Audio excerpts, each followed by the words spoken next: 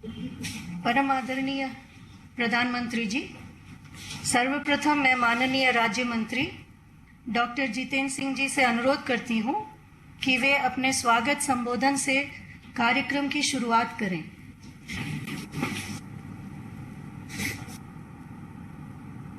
विश्व के सर्वाधिक लोकप्रिय नेता, हम सबके हृदय सम्राट, भारत के तेजस्वी प्रधानमंत्री परम आदरणीय श्री नरेंद्र मोदी जी, हम सब जानते हैं प्रधानमंत्री जी, आपने सदा देश के युवाओं की चिंता की है। युवाओं के लिए जीविका के, रोजगार के, आमदनी के, नौकरी के निरंतर नए विकल्प तलाशे हैं। युवाओं को कैसे खुशहाल रखा जा सके, उसके लिए अनेकों योजनाएं प्रारंभ की हैं। युवा किस प्रकार राष्ट्र निर्माण में अपनी पर्याप्त भूमिका निभा सके, उसके लिए समय समय पर आपने कार्यक्रम तय किए हैं। ये आप ही थे जिन्होंने 2015 में लाल किले से अपने स्वतंत्रता दिवस के संबोधन में आह्वान किया startup India, stand up India, और देखते ही देखते वो एक मुहिम में बदल गया। मात्र 350-400 से बढ़कर के स्टार्टअप्स की संख्या देश में 75,000 पार कर गई और दुनिया में स्टार्टअप इकोसिस्टम में हिंदुस्तान को तीसरा दर्जा हासिल हुआ। ये आप ही थे जिन्होंने कुछ समय पहले देश की जनता से ये वादा किया था कि आप 10 लाख सरकारी नौकरियां उपलब्ध करवाएंगे। आज एक बार फिर ये बात प्रमाणित होती है कि आप जो कहते हैं वो करते हैं। आप हैं तो सब मुमकिन है। प्रधानमंत्री जी, आज का दिन 22 अक्टूबर 2022 स्वतंत्र भारत के इतिहास का एक ऐतिहासिक दिन है। आपके नेतृत्व में संकल्प से सिद्धि की इस यात्रा में हम एक महत्वपूर्ण पड़ाव पर खड़े हैं, जबकि आप इन 10 लाख नौकरियों की पहली किश्त 75,000 नियुक्ति पत्र जारी करके शुरू करेंगे और एक ही समय में उसी वक्त देश के 50 भिन्न भिन्न स्थानों पर भारत सरकार के मंत्री उपस्थित हैं और साथ ही साथ उनके साथ उपस्थित हैं इन नियुक्ति पत्रों के लाभार्थीगण। इन नियुक्तियों की विशेषता एक ये भी है कि भारत सरकार के लगभग सभी विभागों और मंत्रालयों में ये नियुक्तियां की जा रही हैं। गृह मंत्रालय से रेलवे तक, शहरी विकास से ग्रामीण विकास तक, स्वास्थ्य से शिक्षा तक। दूसरा एक ये भी विशेषता कि इन नियुक्तियों के लाभार्थी देश के लगभग सभी राज्यों और केंद्र शासित प्रदेशों में फैले हुए हैं और साथ ही साथ ये नियुक्तियां लगभग सभी पदों पर, सभी स्तर पर की जा रही हैं, चाहे वो ग्रुप ए हो, ग्रुप बी गेस्टेड हो, ग्रुप बी नॉन गेस्टेड हो या फिर ग्रुप सी हो।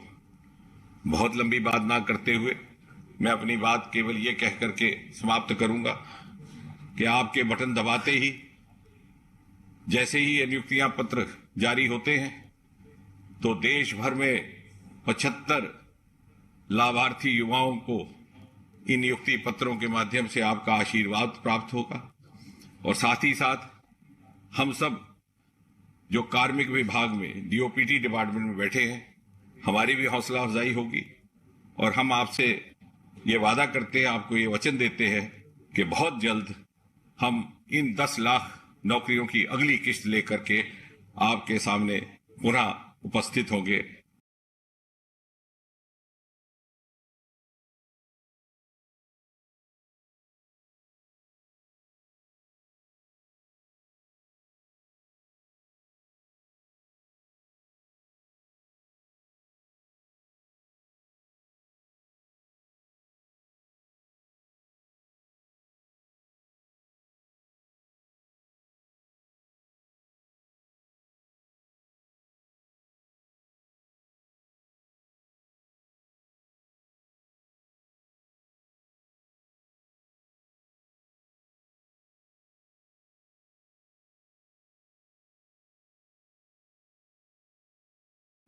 आत्मनिर्भर भारत। प्रोडक्शन क्रियाओं और रोजगार में अभूतपूर्व वृद्धि हो रही है। और अब इसी कड़ी में एक और नई पहल 10 लाख सरकारी पदों को त्वरित गति से निष्पक्ष और पारदर्शी प्रक्रिया से भरने का लिया गया है निर्णय, जो प्रधानमंत्री नरेंद्र मोदी जी के हमारे युवा शक्ति की ऊर्जा और सामर्थ्य पर अटूट विश्वास को दर्शाता है। आजादी के 75 वर्ष से 100 वर्ष के बीच के ये 25 साल भारत के लिए बहुत ज्यादा अहम है। और आप वो लोग हैं जो इन 25 वर्षों में सबसे अहम प्रशासनिक व्यवस्थाओं का हिस्सा होंगे। देश ने लिया है एक नया संकल्प और इस संकल्प को सिद्धि तक ले जाने की यात्रा में आप जुड़ रहे हैं हमारे युवा, महिलाएं, दिव्यांगजन, ग्रामीण, आकांक्षी जिलों में रहने वाले हमारे साथी। अगले 1 वर्ष तक हर महीने 75,000 से भी ज्यादा सरकारी पद भरे जा रहे हैं। एक आर्थिक और सामाजिक क्रांति का सूत्रपात हुआ है और पनप रहा है हमारी युवा पीढ़ी में नया जोश, नई आशाएं और नया आत्मविश्वास। सरकारी विभागों में अगले 1 साल में 10 लाख नई भर्तियां होंगी और पहले 75,000 पूर्ण हो चुकी है। चयनित उम्मीदवार अब भाग लेंगे देश निर्माण में। चाहे यूपीएससी हो, एसएससी या अन्य सरकारी रिक्रूटमेंट्स, सभी ने नियुक्तियों की समयबद्ध प्रक्रिया शुरू कर दी है। चयनित उम्मीदवार बनेंगे इंडिया एक्ट 2047 के सशक्त साझेदार। जब 10 लाख युवा कर्मयोगी केंद्र सरकार में अपना कार्यभार संभालेंगे तो देश की सरकार होगी सशक्त, बढ़ेगी कुशलता, नागरिक सेवाओं में आएगी सुगमता और देश विकास के पथ पर चलेगा और भी तेज रफ्तार से। आज माननीय प्रधानमंत्री श्री नरेंद्र मोदी जी इस रोजगार मेले का कर रहे हैं शुभ आरंभ। अब मैं माननीय प्रधानमंत्री जी से नई नियुक्तियों के वितरण का बटन दबाकर शुभारंभ करने का अनुरोध करती हूँ।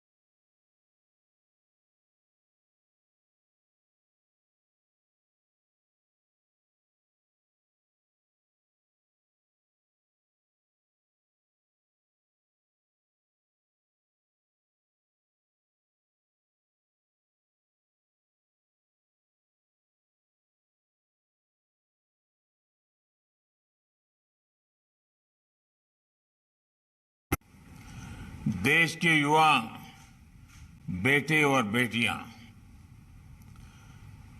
उपस्थित सभी अन्य महानुभाव, देवी और सज्जनों, सबसे पहले आप सभी को, सभी देशवासियों को धनतेरस की बहुत बहुत बधाई। भगवान धन्वंतरी आपको स्वस्थ रखे, मां लक्ष्मी की कृपा आप सभी पर बनी रहे।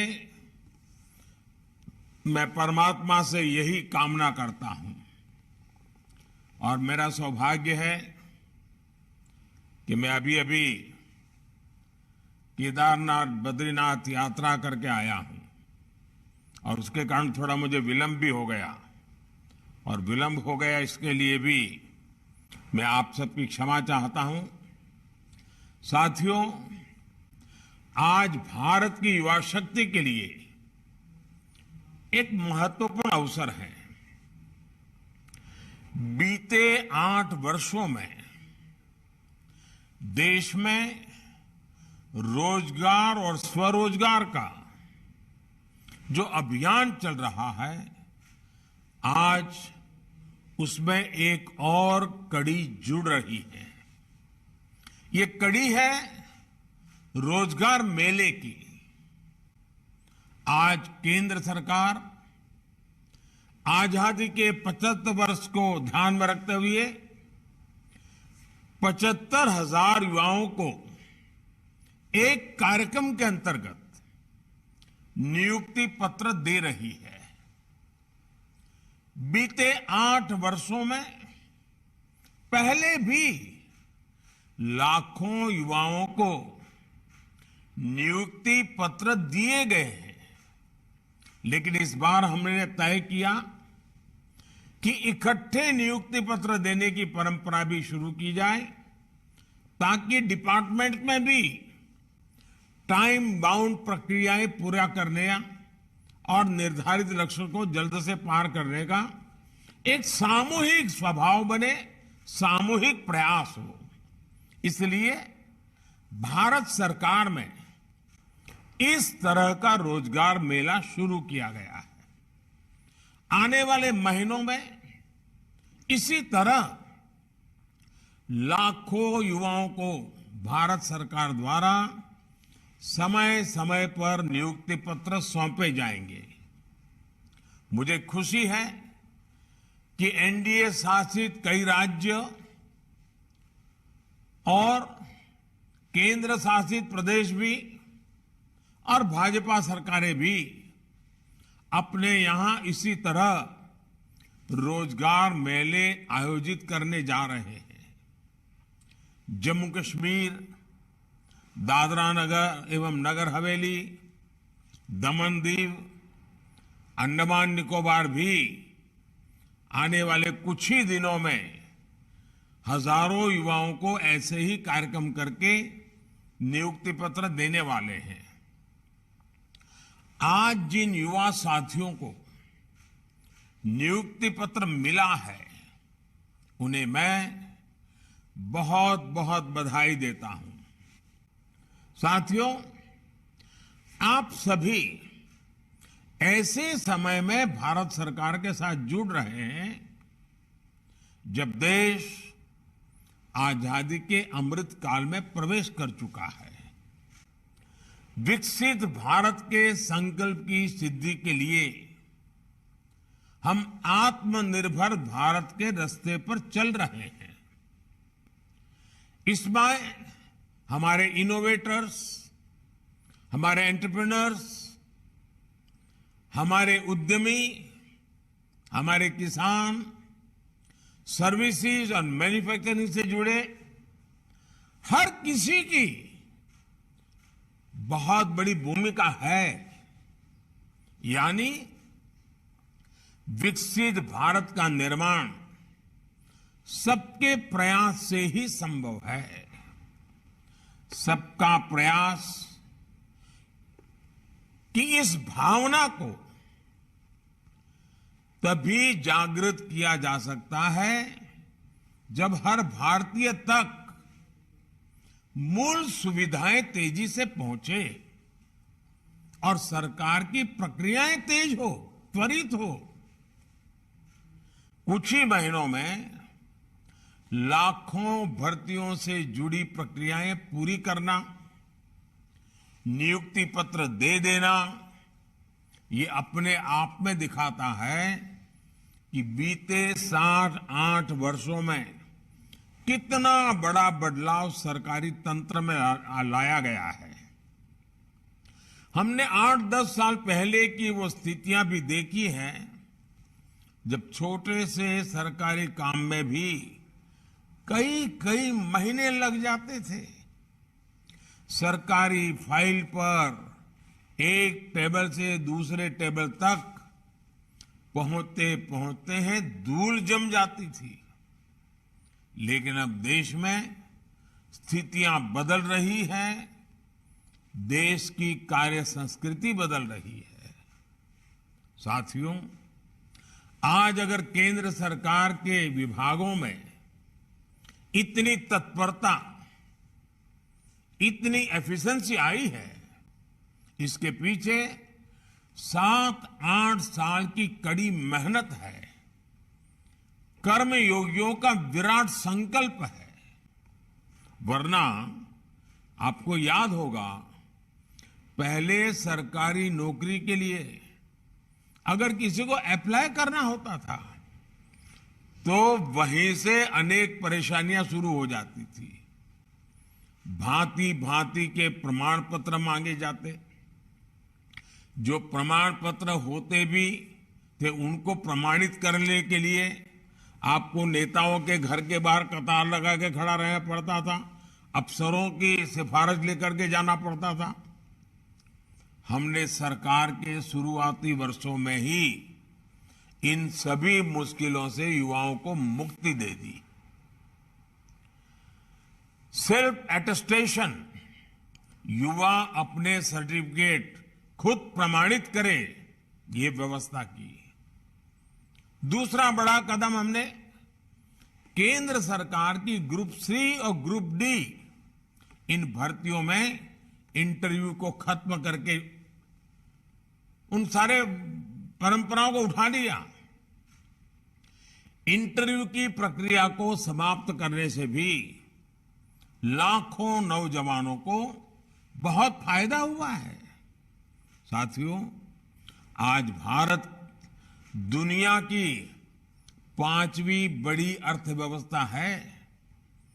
7-8 साल के भीतर हमने 10वें नंबर से 5वें नंबर तक की छलांग लगाई है।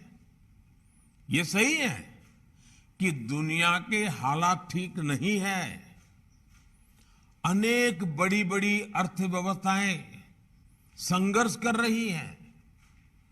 दुनिया के अनेक देशों में महंगाई हो, बेरोजगारी हो, अनेक समस्याएं अपने चरम पर हैं।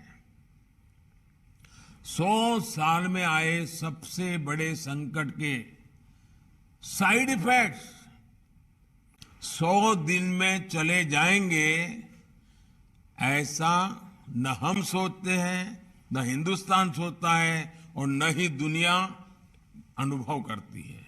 लेकिन इसके बावजूद संकट बड़ा है, विश्वव्यापी है और उसका प्रभाव चारों तरफ हो रहा है, दुष्प्रभाव हो रहा है। लेकिन इसके बावजूद भारत पूरी मजबूती से लगातार नए नए इनिशिएटिव लेकर के, थोड़ा रिस्क लेकर के भी ये प्रयास कर रहा है कि ये जो दुनिया भर में संकट है उसको से हम हमारे देश को कैसे बचा पाए, इसका दुष्प्रभाव हमारे देश पर कम से कम कैसे हो। बड़ा कसौटी काल है, लेकिन आप सबके आशीर्वाद से, आप सबके सहयोग से अब तक तो हम बच पाए हैं। ये इसलिए संभव हो पा रहा है क्योंकि बीते 8 वर्षों में हमने देश की अर्थव्यवस्था की उन कमियों को दूर किया है जो रुकावटें पैदा करती थी। साथियों, इस देश में ऐसा वातावरण बन रहा है जिसमें खेती की, प्राइवेट सेक्टर की, छोटे और लघु उद्योगों की ताकत बढ़े। ये देश में रोजगार देने वाले सबसे बड़े सेक्टर है। आज हमारा सबसे अधिक बल युवाओं के कौशल के विकास पर है, स्किल डेवलपमेंट पर है। प्रधानमंत्री कौशल विकास योजना के तहत देश के उद्योगों की जरूरतों के हिसाब से युवाओं को ट्रेनिंग देने का एक बहुत बड़ा अभियान चल रहा है। इसके तहत अभी तक 1.25 करोड़ से अधिक युवाओं को स्किल इंडिया अभियान की मदद से ट्रेन किया जा चुका है। इसके लिए देश भर में कौशल विकास केंद्र खोले गए हैं। इन 8 वर्षों में केंद्र सरकार द्वारा उच्च शिक्षा के सैकड़ों नए संस्थान भी बनाए गए हैं। हमने युवाओं के लिए स्पेस सेक्टर खोला है, ड्रोन पॉलिसी को आसान बनाया है ताकि युवाओं के लिए देश भर में ज्यादा से ज्यादा अवसर बढ़े। साथियों, देश में बड़ी संख्या में रोजगार और स्वरोजगार के निर्माण में सबसे बड़ी रुकावट बैंकिंग व्यवस्था तक बहुत सीमित लोगों की पहुंच भी थी। इस रुकावट को भी हमने दूर कर दिया है। मुद्रा योजना ने देश के गांवों और छोटे शहरों में उद्यमशीलता का विस्तार किया है।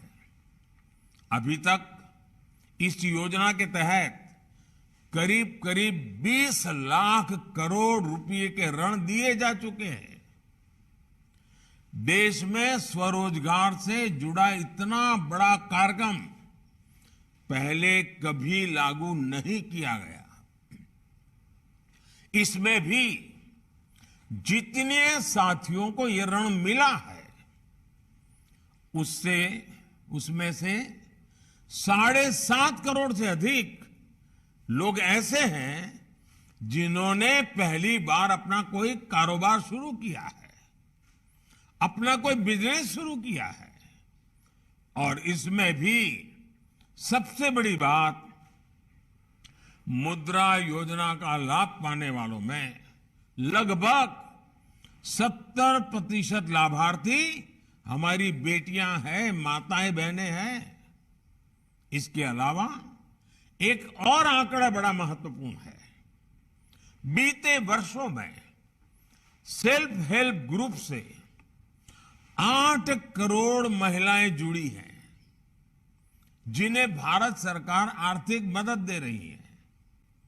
ये करोड़ों महिलाएं अब अपने बनाए उत्पाद देश भर में बिक्री कर रही है, अपनी आय बढ़ा रही है। अभी मैं बद्रीनाथ में कल पूछ रहा था, माताएं बहनें जो सेल्फ हेल्प ग्रुप मुझे मिली, उन्होंने कहा इस बार जो बद्रीनाथ यात्रा पे लोग आए थे, हमारा 2.5 लाख रुपया हमारा एक ग्रुप की कमाई हुई है। साथियों, गांव में बड़ी संख्या में रोजगार निर्माण का एक और उदाहरण हमारा खादी और ग्रामोद्योग भी है। देश के पहली बार खादी और ग्रामोद्योग 1 लाख करोड़ रुपए से अधिक का हो चुका है। इन वर्षों में खादी और ग्रामोद्योग में 1 करोड़ से अधिक रोजगार बने हैं। इसमें भी बड़ी संख्या में हमारी बहनों की हिस्सेदारी है। साथियों, स्टार्टअप इंडिया अभियान ने तो देश के युवाओं के सामर्थ्य को पूरी दुनिया में स्थापित कर दिया है। 2014 तक जहां देश में कुछ इने गुने 100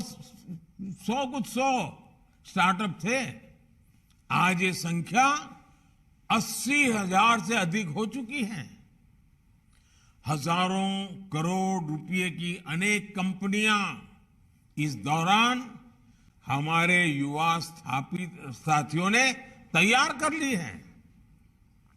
आज देश के इन हजारों स्टार्टअप्स में लाखों युवा काम कर रहे हैं। देश के एमएसएमईज में, छोटे उद्योगों में भी आज करोड़ों लोग काम कर रहे हैं, जिसमें बड़ी संख्या में साथी बीते वर्षों में जुड़े हैं। कोरोना के संकट के दौरान केंद्र सरकार ने एमएसएमईज के लिए जो 3 लाख करोड़ रुपए से ज्यादा की मदद की, उससे करीब 1.5 करोड़ रोजगार जिस पर संकट आया हुआ था वो बच गए। भारत सरकार मनरेगा के भी माध्यम से देश भर में 7 करोड़ लोगों को रोजगार दे रही है। और अब उसमें हम एसेट निर्माण, एसेट क्रिएशन पर बल दे रहे हैं। डिजिटल इंडिया अभियान ने भी पूरे देश में लाखों डिजिटल एंटरप्रेन्योर का निर्माण किया है। देश में 5 लाख से अधिक कॉमन सर्विस सेंटर में ही लाखों युवाओं को रोजगार मिला है। 5G के विस्तार से डिजिटल सेक्टर में रोजगार के अवसर और बढ़ने वाले हैं। साथियों, 21वीं सदी में देश का सबसे महत्वाकांक्षी मिशन है मेक इन इंडिया, आत्मनिर्भर भारत। आज देश कई मामलों में एक बड़े आयातक इंपोर्टर से एक बहुत बड़े निर्यातक एक्सपोर्टर की भूमिका में आ रहा है। अनेक ऐसे सेक्टर हैं जिसमें भारत आज ग्लोबल हब बनने की तरफ तेजी से आगे बढ़ रहा है। जब खबर आती है कि भारत से हर महीने 1 अरब मोबाइल फोन पूरी दुनिया के लिए एक्सपोर्ट हो रहे हैं, तो ये हमारे नए सामर्थ्य को ही दिखाता है। जब भारत एक्सपोर्ट के अपने पुराने सारे रिकॉर्ड तोड़ देता है, तो वे इस बात का सबूत होता है कि ग्राउंड लेवल पर रोजगार के नए अवसर भी बन रहे हैं। आज गाड़ियों से लेकर मेट्रो कोच, ट्रेन के डिब्बे और डिफेंस के साजो सामान तक अनेक सेक्टर में निर्यात तेजी से बढ़ रहा है। ये तभी हो पा रहा है क्योंकि भारत में फैक्ट्रियां बढ़ रही है।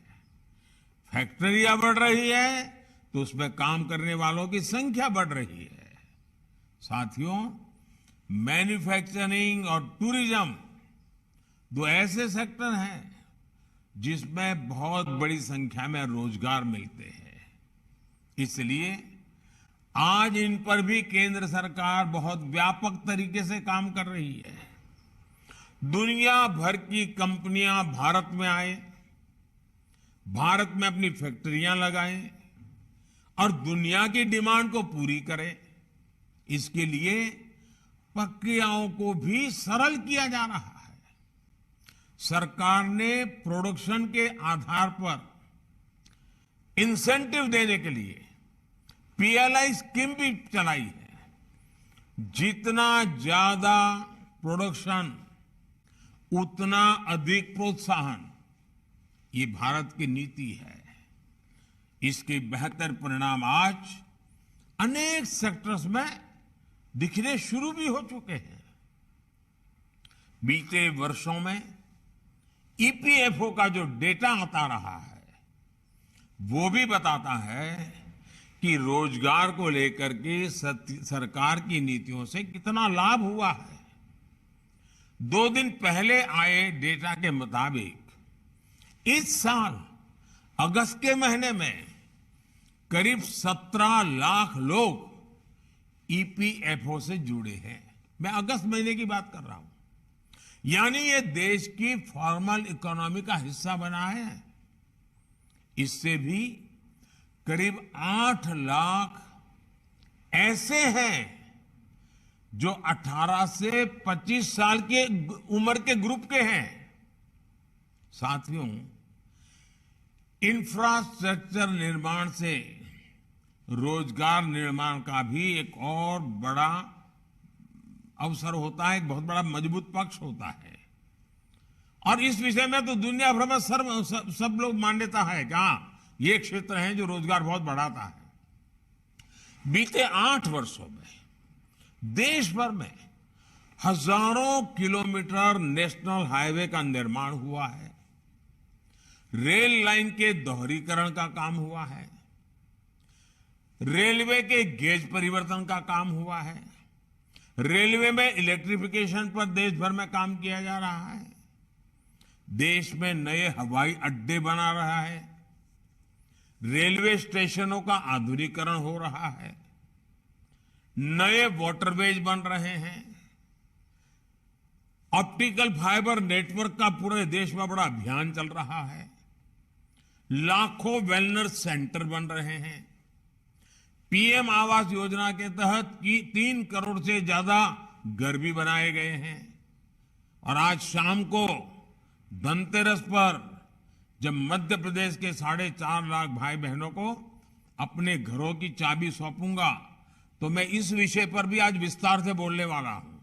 मैं आपसे भी आग्रह करूंगा, आज मेरा शाम का भाषण भी देख लीजिए। साथियों, भारत सरकार इंफ्रास्ट्रक्चर पर 100 लाख करोड़ रुपए से ज्यादा का लक्ष्य लेकर चल रही है। इतने बड़े पैमाने पर हो रहे विकास कार्य स्थानीय अवसर पर युवाओं के लिए रोजगार के लाखों अवसर बना रहे हैं।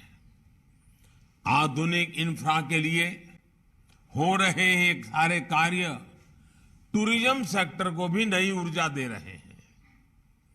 आस्था के, आध्यात्म के, ये ऐतिहासिक महत्व के स्थानों को भी देश भर में विकसित किया जा रहा है।